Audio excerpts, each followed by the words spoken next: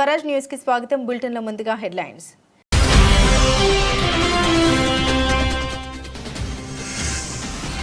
బాధ్యతాయుతంగా పరిష్కరించుకోండి, భారత్ పాక్ అమెరికా సూచన.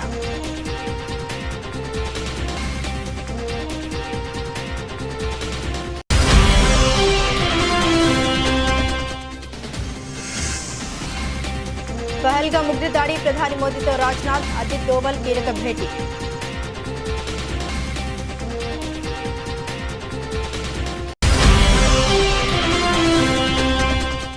రాజధాని పనుల పునఃప్రారంభానికి మే 2న రాష్ట్రానికి ప్రధాని మోదీ. సభకు తరలివచ్చే ప్రజలకు అసౌకర్యం కలగకూడదన్న చంద్రబాబు.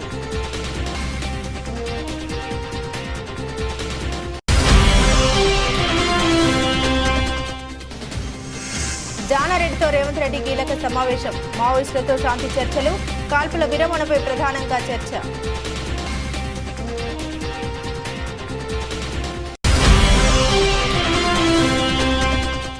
చేపల వేట నిషేధ భృతిని 10,000 నుండి 20,000కు పెంచిన కూటమి ప్రభుత్వం. హామీ నెరవేర్చడంపై డిప్యూటీ సీఎం పవన్ కళ్యాణ్ హర్షం.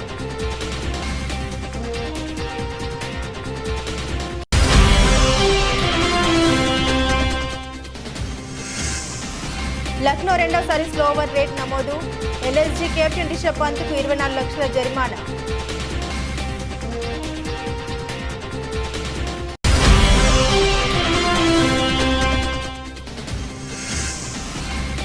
తగ్గుతున్న బంగారం ధరలు. 94,818 వద్ద ట్రేడైన పుత్తడి ధర. పహల్గామ్లో పర్యాటకులపై జరిగిన ఉగ్రదాడితో భారత్ పాకిస్తాన్ మధ్య యుద్ధ వాతావరణం నెలకొంది. ఈ దాడిని భారత్తో పాటు అమెరికా సహా ప్రపంచ దేశాలు ముక్త కంఠంతో ఖండించాయి. పహల్గామ్ ఉగ్రదాడిని అమెరికా అధ్యక్షుడు చెత్త పనిగా అభివర్ణించిన విషయం తెలిసిందే. ఈ నేపథ్యంలోనే ఈ దాడి ఘటనపై అమెరికా తాజాగా మరోసారి స్పందించింది. ప్రస్తుతం నెలకొన్న ఉద్రిక్తతను ఇరు దేశాలు బాధ్యతాయుతంగా పరిష్కరించుకోవాలని యుఎస్ విదేశాంగ శాఖ సూచించింది. పహల్గామ్లో పర్యాటకులపై జరిగిన దాడిని తీవ్రంగా ఖండిస్తున్నాం. ఈ విషయంలో భారత్కు వాషింగ్టన్ అండగా ఉంటుంది. ఇది చాలా క్లిష్టమైన పరిస్థితి. భారత్ పాక్ మధ్య నెలకొన్న పరిణామాలను నిశ్చితంగా గమనిస్తూనే ఉన్నాం. పరిస్థితిని చక్కదిద్దేలా బాధ్యతాయుతమైన పరిష్కారం కోసం ఇరు దేశాలు కలిసి పనిచేయాలని మేము ప్రోత్సహిస్తున్నామని అమెరికా విదేశాంగ శాఖ అధికార ప్రతినిధి ఓ ప్రకటనలో వెల్లడించారు. అంతకుముందు ట్రంప్ కూడా పహల్గామ్ ఉగ్రదాడిపై మాట్లాడారు. ఈ దాడి చెత్త పని అని పేర్కొన్నారు. కాశ్మీర్ సమస్యను భారత్ పాక్లు పరిష్కరించుకుంటాయని తాము నమ్ముతున్నట్లు వ్యాఖ్యానించారు ట్రంప్. జమ్మూ కాశ్మీర్లోని పెహల్గామ్ ఉగ్రదాడితో దేశం ఉలిక్కిపడింది. ఈ పాశవిక దాడిలో 26 మంది అమాయకులు ప్రాణాలు కోల్పోయారు. ఈ దాడిలో భారత్ పాక్ మధ్య ఉద్రిక్త పరిస్థితులు నెలకొన్నాయి. సరిహద్దుల్లో పాక్ సైన్యం కాల్పుల ఉల్లంఘనకు పాల్పడుతోంది. ఈ పరిణామాల నేపథ్యంలోనే ప్రధానమంత్రి నరేంద్ర మోదీతో కేంద్ర రక్షణ మంత్రి రాజ్నాథ్ సింగ్, జాతీయ భద్రతా సలహాదారు అజిత్ దోవల్ సమావేశమయ్యారు. ఉగ్రదాడి అనంతరం భద్రతా దళాలు తీసుకుంటున్న చర్యలను మోదీకి వివరించనున్నట్లు తెలుస్తుంది. ఇక chief of defence Anil Chauhan తో రాజ్నాథ్ ఆదివారం సమావేశమైన విషయం తెలిసిందే. ఆ సమావేశంలో తీసుకున్న కీలక నిర్ణయాలను ప్రధానికి వివరించనున్నారు. అంతేకాదు తదుపరి చర్యలపై కూడా మోదీతో చర్చించనున్నట్లు ప్రభుత్వ వర్గాలు వెల్లడించాయి. మరోవైపు నియంత్రణ రేఖ వెంబడి పాక్ రెచ్చగొట్టే చర్యలు కొనసాగుతున్నాయి. ఈ నెల 22న పహల్గామ్లో పర్యాటకులపై ఉగ్రదాడి అనంతరం ఇరు దేశాల మధ్య తీవ్ర ఉద్రిక్తతలు ఏర్పడిన విషయం తెలిసిందే. అప్పటి నుండి కాల్పుల విరమణ ఒప్పందాన్ని ఉల్లంఘిస్తూ పాక్ సైన్యం నియంత్రణ రేఖ వెంబడి కాల్పులు జరుపుతుంది. తాజాగా కాల్పుల విరమణ ఒప్పందాన్ని ఉల్లంఘించి వరుసగా 4వ రోజు పాకిస్తాన్ సైన్యం కాల్పులకు తెగబడింది. జమ్మూ కాశ్మీర్లోని కుప్వారా, పూంచ్ జిల్లాలో నియంత్రణ రేఖ వెంబడి మరోసారి తుపాకులతో కవ్వింపులకు పాల్పడింది. అయితే పాక్ దుశ్చర్యను భారత ఆర్మీ సమర్థంగా తిప్పికొట్టింది. ఆదివారం అర్ధరాత్రి వేళ కుప్వారా జిల్లాలోని కేరన్ సెక్టార్లో, పూంచ్ జిల్లాలోని కృష్ణా ఘాటి సెక్టార్లో నియంత్రణ రేఖ వెంబడి పాక్ సైన్యం కాల్పులకు పాల్పడింది. వీటికి భద్రతా బలగాలు తక్షణమే స్పందించి దాడులు తిప్పికొట్టాయి. రాత్రి సమయంలో భారత సైనిక పోస్టుల్ని లక్ష్యంగా చేసుకుని చిన్న ఆయుధాలతో పాటు ఆటోమేటిక్ రైఫిల్స్ కాల్పులు జరిపిందని భారత సైన్యం వెల్లడించింది. పూంచ్ సెక్టార్లో పాక్ ఆర్మీ కాల్పుల విరమణ ఉల్లంఘించడం ఈ మధ్య కాలంలో ఇదే మొదటిసారని అధికారులు తెలిపారు. అమరావతి రాజధాని పనుల పునఃప్రారంభానికి మే 2న రాష్ట్రానికి వస్తున్న ప్రధాని నరేంద్ర మోదీకి ఘన స్వాగతం పలకడంతో పాటు సభను విజయవంతం చేద్దామని ముఖ్యమంత్రి చంద్రబాబు నాయుడు పిలుపునిచ్చారు. అమరావతి రాజధాని తెలుగువారి ఆత్మగౌరవానికి ప్రతీక అని తెలిపారు. సభకు వచ్చే ప్రజలకు ఎలాంటి అసౌకర్యం కలగకుండా నేతలు బాధ్యత తీసుకోవాలని సూచించారు. ప్రధాని మోదీ పర్యటనపై ఎన్డీఏ నేతలతో సీఎం చంద్రబాబు సోమవారం టెలికాన్ఫరెన్స్ ద్వారా దిశానిర్దేశం చేశారు. ఒక కుటుంబం నివసించేందుకు మంచి ఇల్లు ఉండాలని ఎలా అనుకుంటామో ప్రజలు గర్వంగా చెప్పుకోవడానికి కూడా రాజధాని ఉండాలి. అభివృద్ధి వికేంద్రీకరణ కేంద్రీకరణ ఎన్డీఏ విధానం కాబట్టి 2014 నుండి కేంద్ర విద్యా సంస్థలు ఉత్తరాంధ్ర కోస్తా రాయలసీమ జిల్లాలో ఏర్పాటు చేస్తాం. అన్ని ప్రాంతాలను సమానంగా అభివృద్ధి చేస్తాం. తెలంగాణకు హైదరాబాద్, కర్ణాటకకు బెంగళూరు, తమిళనాడుకు చెన్నై రాజధాని ద్వారా 70% ఆదాయం వస్తుంది. మనకు కూడా మంచి నగరం ఉంటే రాష్ట్రానికి సమృద్ధిగా ఆదాయం సమకూరుతోందని అమరావతిని నిర్మిస్తున్నాం. రాష్ట్రానికి అమరావతి ఆత్మ వంటిదని సీఎం చంద్రబాబు తెలిపారు. మిట్టల్ ప్లాంట్ పూర్తయితే 2 స్టీల్ ప్లాంట్లు దేశంలోనే ఎక్కువ స్టీల్ ఉత్పత్తి చేసే జిల్లాగా ఉమ్మడి విశాఖ రికార్డు సృష్టిస్తుంది. రాయలసీమను defence, electronic, automobiles, drone, satellite launching, green energy రంగంలో అభివృద్ధి చేస్తాం. రాయలసీమకు బెంగళూరు, హైదరాబాద్ అనుసంధాన హైవేలు, ఎయిర్పోర్ట్లు అందుబాటులో ఉంటాయి. తద్వారా లాజిస్టిక్ హబ్గా రాయలసీమ మారుతుందని సీఎం చంద్రబాబు నాయుడు తెలిపారు. టెలికాన్ఫరెన్స్లో టీడీపీ, జనసేన, బీజేపీ ముఖ్య నాయకులు పాల్గొన్నారు. తెలంగాణలో మావోయిస్టులతో శాంతి చర్చల పునరుద్ధరణ దిశగా రాష్ట్ర ప్రభుత్వం ప్రయత్నాలు ముమ్మరం చేసింది. ఇందులో భాగంగా ముఖ్యమంత్రి రేవంత్ రెడ్డి సోమవారం ఉదయం కాంగ్రెస్ సీనియర్ నేత, మాజీ మంత్రి కుందూరు జానారెడ్డితో ఆయన నివాసంలో సమావేశమయ్యారు. గతంలో ఉమ్మడి ఆంధ్రప్రదేశ్లో మావోయిస్టులతో చర్చలు జరిపినప్పుడు హోంమంత్రిగా పనిచేసిన జానారెడ్డి అనుభవాన్ని ఈ సందర్భంగా వినియోగించుకోవాలని ప్రభుత్వం భావిస్తోంది. కాల్పుల విరమణ, శాంతి చర్చల ప్రక్రియకు సంబంధించి అనుసరించాల్సిన వ్యూహాలపై ఇరువురు నేతలు చర్చించినట్లు తెలుస్తోంది. శాంతి చర్చల కమిటీ ప్రతినిధులతో ఆదివారం జరిగిన సమావేశంలోనే జానారెడ్డి సలహాలు తీసుకుంటామని సీఎం రేవంత్ రెడ్డి సూచన ప్రాయంగా వెల్లడించారు. ఈ నేపథ్యంలోనే తాజా భేటీ ప్రాధాన్యత సంతరించుకుంది. గతంలో శాంతి చర్చల సమయంలో ఉమ్మడి ఏపీ కాంగ్రెస్ వ్యవహారాల ఇన్ఛార్జిగా ఉన్న దిగ్విజయ్ సింగ్ తో కూడా సీఎం రేవంత్ ఫోన్లో సంప్రదింపులు జరిపారు. మావోయిస్టుల సమస్యను కేవలం శాంతి భద్రత సమస్యగా కాకుండా సామాజిక సమస్యగా పరిగణిస్తూ ఉన్నామని ప్రభుత్వం ఇప్పటికే స్పష్టం చేసింది. ప్రభుత్వ తాజా అడుగులు చర్చల ప్రక్రియకు మార్గం సుగమం చేస్తాయని పలువురు ఆశాభావం వ్యక్తం చేస్తున్నారు. హైదరాబాద్ సరూర్ నగర్లోని అవేర్ కాలేజ్ ఆఫ్ నర్సింగ్ మరియు ఎంఎల్టీ వార్షిక స్నాతకోత్సవం వేడుకను ఘనంగా నిర్వహించారు. ఈ కార్యక్రమానికి లోక్సభ ఎంపీ డీకే అరుణ ముఖ్య అతిథిగా హాజరై విద్యార్థుల యొక్క నాయకత్వ లక్షణాల పట్ల పలు సూచన చేశారు. ప్రతి విద్యార్థికి ఎడ్యుకేషన్ అనేది చాలా ముఖ్యమన్నారు. అవేర్ అనే సంస్థ గ్రామాల్లో, పట్టణాల్లో విద్యతో పాటు అనేక సేవా కార్యక్రమాలు చేస్తున్నారని డీకే అరుణ అన్నారు. కాశ్మీర్ పహల్గాంలో పర్యాటకులపై జరిగిన ఉగ్రదాడి హేయమైన చర్య అని లోక్సభ ఎంపీ డీకే అరుణ అన్నారు. కర్ణాటక ముఖ్యమంత్రి కేవలం 26 మంది పర్యాటకులు మాత్రమే చనిపోయారు. దాని గురించి దిగ్భ్రాంతి చెందవలసిన అవసరం లేదని కర్ణాటక ముఖ్యమంత్రి సిద్ధరామయ్య అనడం సిగ్గుచేటు. నువ్వు హిందువువా లేక ముస్లింవా అని తెలుసుకొని చంపడం అన్యాయం. ఇది 26 మంది పైన జరిగిన సంఘటన కాదు, భారతదేశంలోని ప్రతి హిందువుకు జరిగిన సంఘటన అని మనం గుర్తు చేసుకోవాలి. హిందూ మహిళను చంపడం లేదు. మీరు నరేంద్ర మోదీకి చెప్పండి, పాకిస్తాన్ వాళ్ళం మేము చంపమని చెప్పడం అన్యాయం. పాకిస్తాన్ భారతదేశానికి తగిన మూల్యం చెల్లించక తప్పదు అని ఎంపీ డీకే అరుణ అన్నారు. అదేవిధంగా మొన్న కాశ్మీర్ పహల్గాంలో జరిగినటువంటి దాడి, ఈ దాడి మన దేశవ్యాప్తంగానే కాదు, అన్ని ప్రపంచ దేశాలనే దిగ్భ్రాంతికి గురి చేసింది. మన దేశంలో ఉన్న ప్రతి ఒక్కరిని దిగ్భ్రాంతికి గురి చేయడమే కాదు, ప్రపంచవ్యాప్తంగా అందరినీ కూడా దిగ్భ్రాంతికి గురి చేసింది.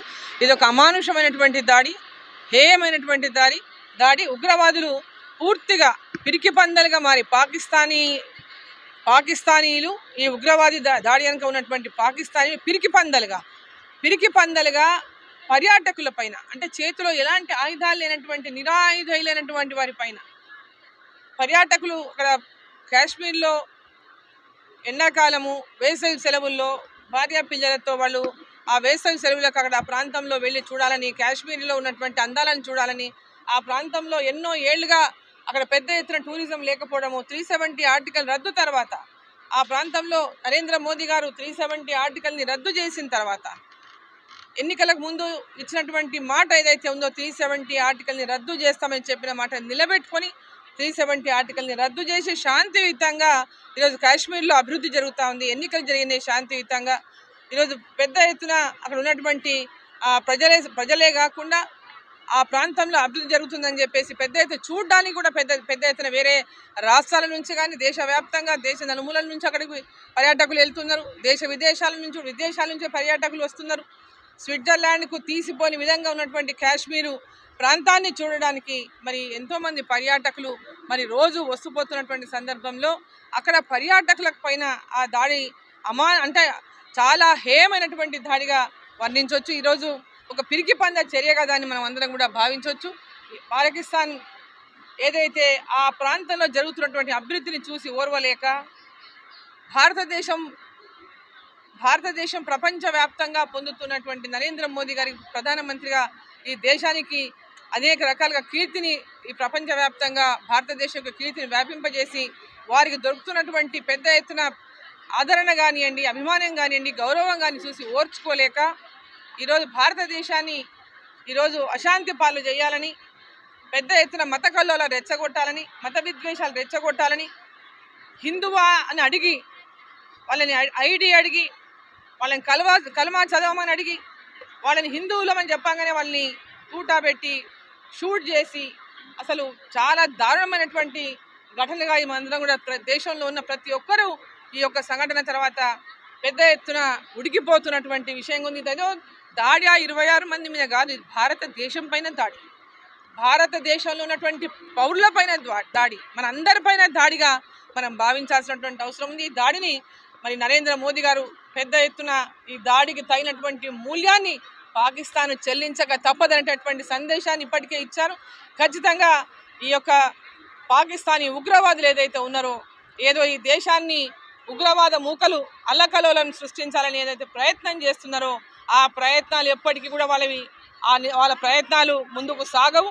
ఖచ్చితంగా తగిన మూల్యాన్ని పాకిస్తాన్ చెల్లించుకోక తప్పదని చెప్పి నరేంద్ర మోదీ గారు ఉన్నంత వరకు భారతదేశంలో ఉన్నటువంటి ప్రజలకు ఎలాంటి భయం పడాల్సినటువంటి అవసరం లేదు. ధైర్యంగా భారతదేశంలో ఉన్నటువంటి ప్రతి ఒక్కరు పార్టీలకు అతీతంగా, కుల మతాలకు అతీతంగా సంఘటితమై పాకిస్తాన్ యొక్క దాడి మీద పూర్తిగా వారికి గుణపాఠం చెప్పే విధంగా, ఉగ్రవాద మూకలను అంతమొందించే విధంగా, ఉగ్రవాదాన్ని అంతమొందించే విధంగా ఈరోజు మన దేశ ప్రధాని నరేంద్ర మోదీ గారికి అండగా నిలబడాలని చెప్పి నేను కోరుతా ఉన్నాను. పెరుగుతున్న జనాభాకు అనుగుణంగా ప్రజలకు నాణ్యమైన విద్యుత్ అందించాలన్న సమున్నత లక్ష్యంతో నియోజకవర్గ కేంద్రమైన పటాన్చెరు పట్టణంలో 12 కోట్ల రూపాయల అంచనా వ్యయంతో 33/11 kV ఇండోర్ సబ్స్టేషన్ నిర్మాణం చేస్తున్నట్లు పటాన్చెరు శాసనసభ్యులు గూడెం మహిపాల్ రెడ్డి తెలిపారు. పటాన్చెరు డివిజన్ పరిధిలోని బ్లాక్ ఆఫీస్ ప్రాంగణంలో 12 కోట్ల రూపాయలతో నిర్మించి తలపెట్టిన 33/11 kV ఇండోర్ సబ్స్టేషన్ నిర్మాణ పనులకు ఆయన శంకుస్థాపన చేశారు. ఈ సందర్భంగా ఏర్పాటు చేసిన సమావేశంలో వారు మాట్లాడుతూ ఉమ్మడి మెదక్ జిల్లాలోనే మొట్టమొదటిసారిగా పటాన్చెరు పట్టణంలో ఇండోర్ సబ్స్టేషన్ నిర్మాణం చేస్తున్నామని తెలిపారు. పాషమైలారం నుండి నేరుగా నూతన సబ్స్టేషన్కి ప్రత్యేక లైన్ వేయడంతో పాటు పటాన్చెరు, రామచంద్రపురం పట్టణాలకు నాణ్యమైన విద్యుత్ అందుబాటులోకి వస్తుందని తెలిపారు. అమీన్పూర్ మున్సిపల్ పరిధిలోని ఐలాపూర్లో 100 కోట్ల రూపాయల అంచనా వ్యయంతో 132 kV సబ్స్టేషన్ నిర్మాణానికి ప్రభుత్వం అనుమతులు మంజూరు చేసిందని తెలిపారు. ఈ కార్యక్రమంలో పటాన్చెరు ఎంపీడీఓ యాదగిరి, విద్యుత్ శాఖ ఏడీఈలు సంజీవ్, నాగరాజు, రవికాంత్ రెడ్డి, మార్కెట్ కమిటీ మాజీ చైర్మన్ విజయ్ కుమార్, కాంగ్రెస్ పార్టీ పట్టణ అధ్యక్షులు నరసింహారెడ్డి, సీనియర్ నాయకులు గూడెం మధుసూదన్ రెడ్డి, నివర్తి దేవ్, అంతిరెడ్డి, అంజురెడ్డి, గోపాల్ రెడ్డి, షకీల్, ఐలేష్, హమీద్, బాలకృష్ణ తదితరులు పాల్గొన్నారు. అందరికీ నమస్కారం. ఈరోజు పటాన్చెరు టౌన్లో ఇండోర్ సబ్స్టేషన్కు భూమి పూజ చేయడం జరిగింది. ఇది మొట్టమొదలు ఉమ్మడి మెదక్ జిల్లాలోనే ఇప్పటి వరకు ఇండోర్ సబ్స్టేషన్ అనేది లేదు. కాబట్టి 12 కోట్ల రూపాయలతోటి ఈరోజు ఇండోర్ సబ్స్టేషన్ శాంక్షన్ తీసుకొని భూమి పూజ చేయడం జరిగింది. ఈ ప్రాంతము పాషమైలారం కానీ, పటాన్చెరు కానీ, రామచంద్రాపూర్ కానీ, శాంతినగర్, శ్రీరామనగర్ కాలనీ కానీ ఎక్కడైనా సరే కరెంటు ఇబ్బంది లేకుండా ఈ పబ్లిక్ ప్లేస్లో పిల్లలు ఆటలు ఆడుకోవడానికి, పబ్లిక్ రావడానికి ఆస్కారం ఉంది. కాబట్టి అందుకే ఇండోర్ సబ్స్టేషన్ తీసుకోవడం జరిగింది. పాషమైలారంకి వెళ్ళి నేరుగా లైన్ వచ్చి, ఇండస్ట్రీ లైన్ వచ్చి దీనికి లింక్ అయితే ఇక్కడ నుంచి డిస్ట్రిబ్యూషన్ ఉంటుంది. కాబట్టి ఈ ప్రాంత వాసులకు పటాన్చెరు నియోజకవర్గంలో ఉన్న కాలనీస్ బాగా విపరీతంగా పెరగడం జరుగుతూ ఉంది. గ్రేటర్ కమ్యూనిటీస్ రావడం జరుగుతూ ఉంది. అపార్ట్మెంట్ కల్చర్ రావడం జరుగుతూ ఉంది. విల్లాస్ రావడం జరుగుతూ ఉన్నది. డే బై డే పాపులేషన్ పెరుగుతూ ఉంది. కాబట్టి కరెంటు మీద పర్సనల్గా ఫోకస్ చేసి ఇక్కడ పటాన్చెరు, సింఫోనీ, అలాగే రామేశ్వరం బండ, బచ్చిగూడెం, మన చక్రపురి కాలనీ, అమీన్పూర్, అలాగే ఐలాపూర్, తెల్లాపూర్, బీరంగూడ, ఇవన్నీ ఇక్కడ సబ్స్టేషన్ ఎక్కడ సెట్ చేసి కరెంటు లోపం లేకుండా ఈ ప్రాంతాన్ని ముందుకు తీసుకుపోవడం జరుగుతూ ఉన్నది. పూర్తి స్థాయిలో ప్రజలు వాటర్కు కరెంటు దగ్గర కనెక్టింగ్ ఉంటుంది.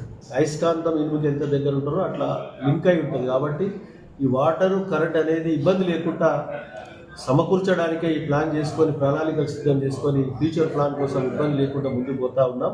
తప్పకుండా ఈ ప్రాంత వాసులకు కరెంటు కానీ, వాటర్ కానీ, రోడ్లు కానీ, డ్రైన్లు కానీ, మౌలిక వసతులని ఎక్కడికక్కడ సమకూర్చి ప్రజలకు ఇబ్బంది లేకుండా చూసుకునే బాధ్యత మా పైన ఉంది. కాబట్టి దాన్ని పూర్తి స్థాయిలో సమకూర్చి ముందుకు వెళ్తూ ఉంటాం. దీన్ని పూర్తిగా ఈ ప్రాంత ప్రజలందరూ సద్వినియోగం చేసుకోవాల్సిందిగా మనవి చేసుకుంటూ 12 కోట్ల రూపాయలతో ఈరోజు మనం దాన్ని కొటేషన్ వేసుకోవడం ముందుకు పోవడం జరుగుతూ ఉంది. కాబట్టి అందరికీ ధన్యవాదాలు. Thank you. వనపర్తి పట్టణంలో మాడిఫైడ్ సైలెన్సర్లను అమర్చిన బుల్లెట్లు ఇతర వాహనాల సైలెన్సర్లను గత నెల రోజులుగా స్పెషల్ డ్రైవ్ నిర్వహించి 66 సైలెన్సర్లను తొలగించినట్లు వనపర్తి సీఐ కృష్ణయ్య తెలిపారు. వనపర్తి జిల్లా ఎస్పీ రావుల గిరిధర్ ఆదేశాల మేరకు వనపర్తి జిల్లా కేంద్రంలో వనపర్తి సీఐ కృష్ణ ట్రాఫిక్ ఎస్ఐల ఆధ్వర్యంలో మాడిఫైడ్ సైలెన్సర్లతో నడిపే వాహనాలు ప్రత్యేక డ్రైవ్ నిర్వహించి తొలగిస్తున్నామని తెలిపారు. కొందరు యువకులు వాహనాలకు సంబంధిత సంస్థ ఇచ్చిన సైలెన్సర్లను మార్పు చేసి వింత శబ్దం వచ్చే వాటిని అమర్చి రోడ్లపై అకస్మాత్తుగా వింత శబ్దాలు చేయడంతో ప్రజలు ఇబ్బందులు ఎదుర్కొంటున్నారని, విరుద్ధంగా వ్యవహరిస్తున్న వారిపై కఠిన చర్యలు తీసుకునేందుకు స్పెషల్ డ్రైవ్ నిర్వహించి నెల రోజులుగా జిల్లా కేంద్రంలో 66 మాడిఫైడ్ సైలెన్సర్లను తొలగించి ఒక్కొక్క వాహనదారునికి ₹1000 జరిమానా విధించామని తెలిపారు. ఇప్పటివరకు తొలగించిన 66 మాడిఫైడ్ సైలెన్సర్లను పాలిటెక్నిక్ కళాశాల ముందు రోడ్డు రోలర్తో తొక్కించడం జరిగింది. శబ్ద కాలుష్యంతో ఇరుగు పొరుగు వారు వాహనాలకు శబ్దంతో పాదచారులు ఇబ్బందులు ఎదుర్కొంటున్నారనే ఉద్దేశంతోనే ప్రత్యేక నియంత్రణ కార్యక్రమం నిర్వహించి పట్టణంలో అన్ని తొలగించినట్టు తెలిపారు. ఈ చర్యల ద్వారా ట్రాఫిక్ నియంత్రణ బలోపేతం అవుతుంది, రహదారుల భద్రత పెరుగుతుంది, ప్రజలకు ఆరోగ్యకరమైన వాతావరణం అందుతుందని వనపర్తి పట్టణ సీఐ కృష్ణయ్య తెలిపారు. వారి ఆధ్వర్యంలోనే ఈ సైలెన్సర్లను ధ్వంసం చేయడం జరిగింది. పట్టణ ప్రజలందరికీ నమస్కారాలు. ఈరోజు మనము ఈ పాలిటెక్నిక్ ముందు దాదాపు 66 సైలెన్సర్లు కంపెనీ నుంచి వచ్చిన సైలెన్సర్స్ కాకుండా అధికంగా సౌండ్ వచ్చి బుల్లెట్ రిలీజ్ చేసే మన సైలెన్సర్లు ఫిట్ చేసిన బండ్ల నుంచి మొత్తం 66 తీసి ఈరోజు పాలిటెక్నిక్ ముందర వాటిని పెట్టి చేసి రోడ్ రోలర్ ద్వారా తొలగించడం జరుగుతుంది. దీనివల్ల పొల్యూషను మరియు సాధారణ ప్రజలకు ఇబ్బంది కలిగే విధంగా సౌండ్ వస్తుంది కాబట్టి వీటన్నిటిని తొలగించి ఈరోజు వాటిని రోడ్ రోలర్ ద్వారా తొలగించడం జరుగుతుంది. భవిష్యత్తు కూడా ఎవ్వరు కూడా కంపెనీతో కాకుండా కంపెనీ పెట్టిన సైలెన్సర్ కాకుండా ఏ విధమైన సైలెన్సర్ వేరే సౌండ్ వచ్చి పెట్టినా కూడా వాటిని తొలగించి కేసులు ప్రమోట్ చేసి ఈ విధంగానే చేయడం జరుగుతుంది. కాబట్టి ఎవరు కూడా ఈ సౌండ్ వచ్చే సైలెన్సర్స్ కానీ బుల్లెట్ వచ్చే విధంగా కానీ అమర్చకూడదని వనపర్తి పట్టణ ప్రజలకు తెలియజేస్తున్నాము. అదేవిధంగా వాహనాలు కూడా తరోగా చెక్ చేయడం జరుగుతుంది. వాహనాలకి మన ఆర్సీ కానీ ఇన్సూరెన్స్ కానీ మరియు ఆ వాహన డాక్యుమెంట్ ఏది లేకపోయినా కూడా ఏ విధమైన ప్రమాదం జరిగినా కూడా వాళ్ళ ఫ్యామిలీ చాలా తీవ్రమైన నష్టానికి గురి అవుతారు. కాబట్టి అందరూ వాహనదారులు వనపర్తి పట్టణ ప్రజలందరూ కూడా వెహికల్స్ వాడుతున్నప్పుడు హెల్మెట్ కానీ లైసెన్స్ కానీ ఇన్సూరెన్స్ కానీ అన్నీ కూడా ఖచ్చితంగా పాటించాలి. దాంట్లో ఏది ఒకటి లేకున్నా పొరపాటున యాక్సిడెంట్ జరిగితే ఆ ఫ్యామిలీ అంతా సఫర్ అవుతుంది. కాబట్టి హెల్మెట్ ధరించడము, తర్వాత వెహికల్ డాక్యుమెంట్స్ అన్నీ కూడా ఖచ్చితంగా ఉండేటట్టు చేయడం వల్ల మీ రక్షణ కోసమే మేము ఇదంతా చేస్తున్నామని ప్రజలందరూ గమనించాలని వనపర్తి పట్టణ పోలీస్ తరఫున మీ అందరికీ తెలియజేస్తున్నాను. వనపర్తి ఎస్పీ సార్ కూడా ఈ వెహికల్ ట్రాఫిక్ నియంత్రణలో తర్వాత డాక్యుమెంట్ పాటించే విషయంలో కూడా నిరంతరం మమ్మల్ని మానిటర్ చేస్తూ వనపర్తి ట్రాఫిక్ ఎలాంటి ప్రాబ్లం లేకుండా అందరూ ప్రజలు సురక్షంగా ఉండాలని కోరుకుంటున్నారు. కాబట్టి ప్రజలందరూ సహకరించాలని. ఆంధ్రప్రదేశ్ మీడియా ఫెడరేషన్ జర్నలిస్టు జిల్లా మహాసభలు ప్రజలను అన్ని రంగాల్లో చైతన్యం చేస్తూ సమాజాన్ని మేల్కొల్పే జర్నలిస్టులేనని శ్రీకాకుళం ఎమ్మెల్యే గుండు శంకర్ అన్నారు. నగరంలోని అంబేద్కర్ జంక్షన్ రెవెన్యూ అతిథి గృహంలో ఆంధ్రప్రదేశ్ మీడియా ఫెడరేషన్ ఆధ్వర్యంలో జర్నలిస్టు జిల్లా మహాసభలను ఆదివారం అట్టహాసంగా నిర్వహించారు. ఈ సందర్భంగా ఎమ్మెల్యే మాట్లాడారు. జర్నలిస్టులంతా ఐకమత్యంగా ఉంటూ వారి హక్కులను సాధించుకోవాలని తెలిపారు. ప్రభుత్వ సంక్షేమ పథకాలను ప్రజల్లోకి చేరవేయడంలో జర్నలిస్టుల పాత్ర కీలకమైందన్నారు. సమాజంలో న్యాయ వ్యవస్థ, రాజకీయాలు, ప్రజలు, జర్నలిజం 4 స్తంభాలని, జర్నలిజం అంటే ప్రజల్లోనూ అధికారుల్లోనూ ఎంతో గౌరవం ఉందని తెలిపారు. ఈ వృత్తికి మరింత గౌరవం తీసుకొచ్చేలా జర్నలిస్టులు నడుచుకోవాలని తెలిపారు. ఈ కార్యక్రమంలో మీడియా ప్రతినిధులు, కూటమి పార్టీల నాయకులు, జర్నలిస్టులు పెద్ద ఎత్తున పాల్గొన్నారు.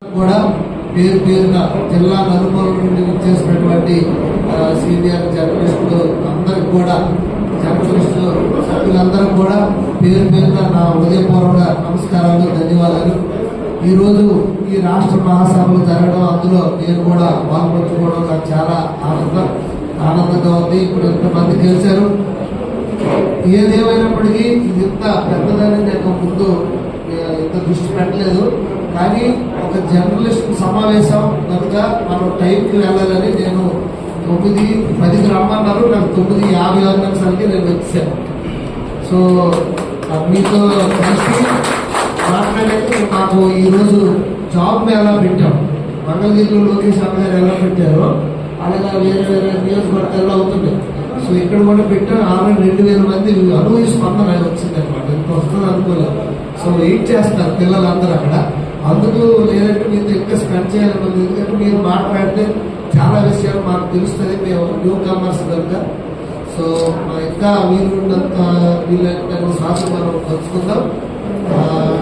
అలాగే కింజరాపు అచ్చెన్నాయుడు గారు మంత్రివర్యులు, రాష్ట్ర మంత్రివర్యులు, అలాగే యువ నాయకులు, యువ కేంద్ర మంత్రివర్యులు, దేశంలోనే అత్యంత పిన్న వయసు కలిగినటువంటి పౌర విమానయాన శాఖ మంత్రులు కేంద్ర మంత్రి కింజరాపు రామ్మోహన్ నాయుడు గారు, వీరిద్దరు కూడా ఈ సంఘంకి పూర్తి సహాయ సహకారాలు అందించారు. వాళ్ళతో పాటుగా నేను కూడా ఎల్లప్పుడూ కూడా మూడో వ్యక్తిగా నేను కూడా మీకు ఎప్పుడు సహాయ సహకారాలు అందిస్తూ మీరు వెంటనే ఉంటారని నేను తెలియజేసుకుంటూ, సో జర్నలిజం అంటే మరి అందరికీ తెలిసిందే, సమాజాన్ని మేల్కొల్పి నిత్యం సమాజాన్ని అటు ప్రజల్ని ఇటు పాలకుల్ని ప్రభుత్వ నడిపే ఉద్యోగులు అందరినీ కూడా మీరు సమాజంలో జరుగుతున్న ఇష్యూస్ని నిత్యం నిరాటంకంగా. ఆంధ్రప్రదేశ్లోని మత్స్యకారులకు రాష్ట్ర ప్రభుత్వం శుభవార్త అందించింది. సముద్రంలో చేపల వేటని నిషేధ సమయంలో మత్స్యకారులకు అందించే ఆర్థిక భృతిని రెట్టింపు చేస్తున్నట్లు ప్రకటించింది. ఈ నిర్ణయం పట్ల రాష్ట్ర ఉప ముఖ్యమంత్రి పవన్ కళ్యాణ్ హర్షం వ్యక్తం చేశారు. ఎన్నికల సమయంలో ఇచ్చిన హామీని నిలబెట్టుకున్నామని ఆయన పేర్కొన్నారు. ఇటీవల శ్రీకాకుళం జిల్లా పర్యటనలో ముఖ్యమంత్రి చంద్రబాబు ఈ పథకాన్ని లాంఛనంగా ప్రారంభించారు. గతంలో వేట నిషేధ సమయంలో మత్స్యకారులకు 10,000 భృతిగా అందేది. తాజాగా కూటమి ప్రభుత్వం తీసుకున్న నిర్ణయంతో ఈ మొత్తాన్ని 20,000కు పెంచినట్లు పవన్ ఒక ప్రకటనలో తెలిపారు. ఎన్నికల హామీని కార్యరూపం దాల్చేలా చేసిన ముఖ్యమంత్రి చంద్రబాబుకు ఆయన కృతజ్ఞతలు తెలిపారు. మత్స్యకారులకు ఇచ్చిన మాట నిలబెట్టుకున్నాం, వేట నిషేధ భృతిని రెట్టింపు చేస్తామని ఎన్నికల సమయంలో ఇచ్చిన హామీని సీఎం చంద్రబాబు నేతృత్వంలోని కూటమి ప్రభుత్వం నెరవేర్చిందని పవన్ కళ్యాణ్ పేర్కొన్నారు. పెంచిన భృతి మొత్తాన్ని లబ్ధిదారుల బ్యాంకు ఖాతాల్లో నేరుగా జమ చేస్తున్నట్లు ఆయన వివరించారు. ఈ పెంపుదల ద్వారా రాష్ట్ర వ్యాప్తంగా ఉన్న 1,29,178 మత్స్యకార కుటుంబాలకు ప్రయోజనం చేకూరుతుందని, ఇందుకోసం ప్రభుత్వం 259 కోట్లను కేటాయించిందని వెల్లడించారు. మత్స్యకారుల వలసని తగ్గించి స్థానికంగానే వారికి మెరుగైన ఉపాధి అవకాశాలు కల్పించేందుకు గాను కూటమి ప్రభుత్వం చర్యలు తీసుకుంటుందని పవన్ తెలిపారు. ఆంధ్రప్రదేశ్కు సుదీర్ఘమైన సముద్ర తీరం ఉందని, ఈ తీర ప్రాంతాన్ని అభివృద్ధి చేయడం ద్వారా మత్స్యకార కుటుంబాలకు ఆర్థిక భరోసా కల్పించే దిశగా ప్రభుత్వం అడుగులు వేస్తుందని తన ప్రకటనలో స్పష్టం చేశారు. హనుమాన్పేటలో అఖిల భారత యోజన సమైక్య ఏఏవైఎఫ్ ఆధ్వర్యంలో ఉగ్రదాడికి నిరసనగా కొవ్వొత్తుల ప్రదర్శన నిర్వహించారు. ఈ సందర్భంగా మాట్లాడుతూ జమ్మూ కాశ్మీర్ పహల్గాంలో ఉగ్రవాదులు హిందువునే లక్ష్యంగా చేసుకుని అత్యాధునిక ఆయుధాలతో వెంటాడి చంపడం చాలా దుర్మార్గమైన చర్య అన్నారు. భార్య పిల్లల ముందే తమ కుటుంబీకుల్ని చంపడంతో తీవ్ర భయంతో పరుగులు తీసిన వారిని చూస్తుంటే చాలా బాధ వేస్తుందన్నారు. గతంలో కూడా ఉగ్రవాద ముష్కరులు బహిరంగ ప్రదేశాల్లో బాంబులు పేల్చి అనేక మందిని పొట్టున పెట్టుకోవడం జరిగిందని, ఈ ఉన్మాదుల ఆటలు కట్టించకపోతే మరిన్ని ప్రాణాలు గాల్లో కలిసిపోతాయన్నారు. 3 అంచెల భద్రత కలిగినటువంటి జమ్మూ కాశ్మీర్లోకి ఉగ్రవాదులు ఎలా ప్రవేశించారు, సమగ్రమైన విచారణ చేపట్టి సహకరించిన వారిని వదిలిపెట్టరాదన్నారు. పహల్గాం మృతుల్లో ఏపీకి చెందిన వారు ఉండడం మరింత బాధాకరమన్నారు. పహల్గాం దాడిని దుర్మార్గపు చర్యగా భారత ప్రజలు భావిస్తుంటే ఏకంగా ఢిల్లీలోని పాకిస్తాన్ హైకమిషన్ కార్యాలయంలోకి తీసుకెళ్తుంటే భద్రతా సిబ్బంది ఏం చేస్తుందని ప్రశ్నించారు. పర్యాటకుల మత విశ్వాసాలని ఉగ్రవాదులు తెలుసుకుని పాశవికంగా కాల్చి చంపారని ఆవేదన వ్యక్తం చేశారు. తెలంగాణ ప్రభుత్వం ప్రతిష్టాత్మకంగా నల్లగొండ జిల్లా దామరచర్ల మండలం వీర్లపాలెం వద్ద నిర్మిస్తున్న యాదాద్రి థర్మల్ పవర్ ప్రాజెక్టులో యూనిట్ 1లో తెల్లవారుజామున జరిగిన అగ్ని ప్రమాదంలో బాయిలర్ నుండి ఆయిల్ లీకేజ్ అయ్యి మంటలు చెలరేగడంతో యూనిట్ 1 పాక్షికంగా దెబ్బతింది. వచ్చే నెలలో యూనిట్ 1ను ప్రారంభించనుండగా అందుకుగాను అధికారులు ముందస్తు ట్రయల్ రన్ నిర్వహిస్తుండగా అగ్ని ప్రమాదం చోటు చేసుకున్నట్లు సమాచారం. ట్రయల్ రన్ చేసే సమయంలో ఇలాంటి ప్రమాదాలు సహజమని అధికార వర్గాలు వెల్లడిస్తున్నాయి. ఈ ప్రమాదంలో ఎలాంటి ప్రాణనష్టం, పెద్ద ఎత్తున ఆస్తి నష్టం జరగకపోవడంతో అధికారులు ఊపిరి పీల్చుకున్నారు. జరిగిన ప్రమాదం ద్వారా లోపాలు గుర్తించి వీటిని వీలైనంత తొందరలో సరిచేసి తిరిగి ట్రయల్ రన్ నిర్వహించనున్నట్లు అధికార వర్గాలు వెల్లడించాయి. అమెరికా అధ్యక్షుడు డొనాల్డ్ ట్రంప్ ట్రేడ్ వార్తో జీవితకాల గరిష్టానికి చేరుకున్న బంగారం ధరలు ప్రస్తుతం తగ్గుముఖం పడుతున్నాయి. వాణిజ్య యుద్ధ భయాలు ప్రస్తుతం కొంత తగ్గుముఖం పడడంతో సోమవారం పసిడి ధర స్వల్పంగా తగ్గింది. ఇతర కరెన్సీతో పోలిస్తే డాలర్ మళ్లీ బలపడుతుండడమే దీనికి కారణం. MCX గోల్డ్ జూన్ 5 కాంట్రాక్ట్స్ లో ఈ ఉదయం 9:05 10 గ్రాముల బంగారం ధరపై 0.18% తగ్గింది. ఫలితంగా పుత్తడి ధర 94,818 వద్ద ట్రేడ్ అయింది. అలాగే అమెరికా చైనా వాణిజ్య ఉద్రిక్తతలు తగ్గుముఖం పట్టడంతో అంతర్జాతీయ మార్కెట్లోనూ బంగారం ధరలు దిగొచ్చాయి. అమెరికా డాలర్ ఇండెక్స్ దాదాపు 0.3% మెగబాకింది. ఫలితంగా బంగారం డిమాండ్పై ఒత్తిడి పెరిగింది. దీంతో ఇతర కరెన్సీలో కొనుగోలు చేసే వారికి బంగారం ఖరీదు భారంగా మారింది. మీడియా కథనాల ప్రకారం చైనాతో అనుకూల వాణిజ్య ఒప్పందం కోసం అమెరికా అధికారుల ఆదేశంతో మాట్లాడుతున్నట్లు ట్రంప్ తెలిపారు. అయితే పెద్ద రాయితీ లేకుండా చైనాపై సుంకాలను తగ్గించే విషయాన్ని తాను పరిగణించబోమని ఆయన పేర్కొన్నారు. కాగా శుక్రవారం చైనా కొన్ని అమెరికా దిగుమతుల్ని అధిక సుంకాల నుండి మినహాయించడం గమనార్హం. అయితే అనుకూల వాణిజ్య ఒప్పందంపై చర్చలు జరుగుతున్నాయన్న ట్రంప్ వాదన చైనా తోసిపుచ్చింది. ఆదివారం వాంకడి వేదికగా ముంబై ఇండియన్స్ ఎంఐతో జరిగిన ఐపీఎల్ 2025 మ్యాచ్లో స్లో ఓవర్ రేట్ కారణంగా Lucknow super giants LSG captain Rishabh పంత్కు 24 లక్షల జరిమానా పడింది. ఈ సీజన్లో లక్నో రెండవసారి స్లో ఓవర్ రేట్ నమోదు చేయడంతో కెప్టెన్కు ఐపీఎల్ కౌన్సిల్ భారీ ఫైన్ వేసింది. అలాగే జట్లో ఇంపాక్ట్ ప్లేయర్ సహా అందరూ 6 లక్షల లేదా మ్యాచ్ ఫీజులో 25% జరిమానాగా చెల్లించాలని ఆదేశించింది. కనీస ఓవర్ రేట్ తప్పిదాలకు సంబంధించిన ఐపీఎల్ ప్రవర్తన నియమాల్లోని ఆర్టికల్ 2.22 ప్రకారం ఈ సీజన్లో లక్నో జట్టు రెండవసారి స్లో ఓవర్ రేట్ నమోదు చేసింది. అందుకే పంత్కి 24 లక్షల జరిమానా విధించబడింది. అలాగే ఇంపాక్ట్ ప్లేయర్ సహా ప్లేయింగ్ 11లోని మిగిలిన సభ్యులకు కూడా 6 లక్షలు లేదా వారి మ్యాచ్ ఫీజులో 25% ఏది తక్కువైతే అది జరిమానాగా చెల్లించాలని ఐపీఎల్ కౌన్సిల్ తన ప్రకటనలో పేర్కొంది. ఇక ఈ మ్యాచ్లో ముంబై జట్టు 54 పరుగుల భారీ తేడాతో లక్నోను చిత్తు చేసిన విషయం తెలిసిందే. ఎంఐ నిర్దేశించిన 216 పరుగుల భారీ లక్ష్యాన్ని ఛేదించే క్రమంలో ఎల్ఎస్జీ 161 పరుగులకు ఆలౌట్ అయింది. ఆంధ్రప్రదేశ్లోని పలు జిల్లాల్లో రాగల 3 రోజుల్లో వర్షాలు కురిసే అవకాశం ఉందని ఏపీ విపత్తుల నిర్వహణ శాఖ వెల్లడించింది. ఈ మేరకు ఆ సంస్థ ఎండీ రోనంకి కుర్మనాథ్ ఒక ప్రకటనలోని వివరాలు వెల్లడించారు. శ్రీకాకుళం, విజయనగరం, అల్లూరి సీతారామరాజు, పార్వతీపురం, మన్యం, ఏలూరు, కాకినాడ, తూర్పు గోదావరి జిల్లాలో సోమవారం పిడుగులతో కూడిన తేలికపాటి వర్షాలు పడవచ్చని వాతావరణ శాఖ హెచ్చరించింది. మంగళవారం నాడు శ్రీకాకుళం, పార్వతీపురం, మన్యం, అల్లూరి సీతారామరాజు, అనకాపల్లి, కాకినాడ, ఏలూరు జిల్లాలో అక్కడక్కడ పిడుగులతో కూడిన తేలికపాటి వర్షాలు పడవచ్చని వాతావరణ శాఖ అధికారులు తెలిపారు. ఆదివారం రాయలసీమలోని పలు ప్రాంతాల్లో వర్షాలు కురవగా అనకాపల్లి జిల్లా రావికమతం, వైఎస్ఆర్ జిల్లా వేంపల్లో 41.4 డిగ్రీలు, విజయనగరం జిల్లాలో గుర్లలో 41.2 డిగ్రీలు, తూర్పుగోదావరి జిల్లా మురమండ, నంద్యాల జిల్లా ఆలగడ్డలో 41 డిగ్రీల ఉష్ణోగ్రతలు నమోదయ్యాయి. తెలంగాణలో ఎండల తీవ్రత కొనసాగుతూనే ఉంది. సోమవారం ఉదయం మెదక్లో అత్యధికంగా 42 డిగ్రీల ఉష్ణోగ్రత నమోదైందని వాతావరణ శాఖ వెల్లడించింది. జీహెచ్ఎంసీ పరిధిలోని రాజేంద్రనగర్లో 35 డిగ్రీల టెంపరేచర్ నమోదైందని అధికారులు తెలిపారు. మహబూబ్ నగర్, నల్గొండ, ఖమ్మం, భద్రాచలం, రామగుండం, నిజామాబాద్, హన్మకొండ జిల్లాలో 36 నుండి 40 డిగ్రీల ఉష్ణోగ్రతలు నమోదయ్యే అవకాశం ఉందని హెచ్చరించారు. బులెటిన్ ముగించే ముందు హెడ్లైన్స్ మరోసారి.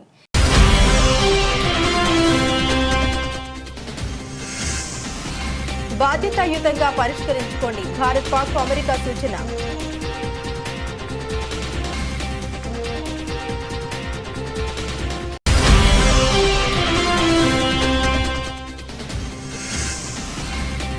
పహల్గా ఉగ్ర దాడి, ప్రధాని మోదీతో రాజ్నాథ్, అజిత్ డోవల్ కీలక భేటీ.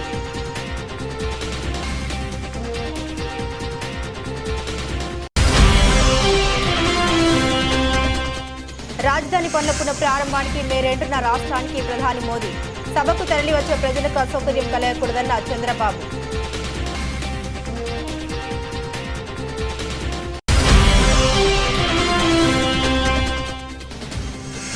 జానారెడ్డితో రేవంత్ రెడ్డి కీలక సమావేశం. మావోయిస్టులతో శాంతి చర్చలు, కాల్పుల విరమణపై ప్రధానంగా చర్చ.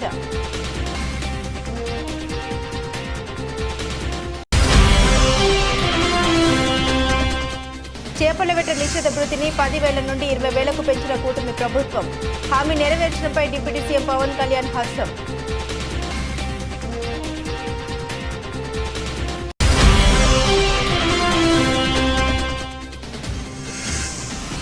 లక్నో రెండోసారి స్లో ఓవర్ రేట్ నమోదు. ఎల్ఎస్జీ కెప్టెన్ రిషబ్ పంత్కు 24 లక్షల జరిమానా.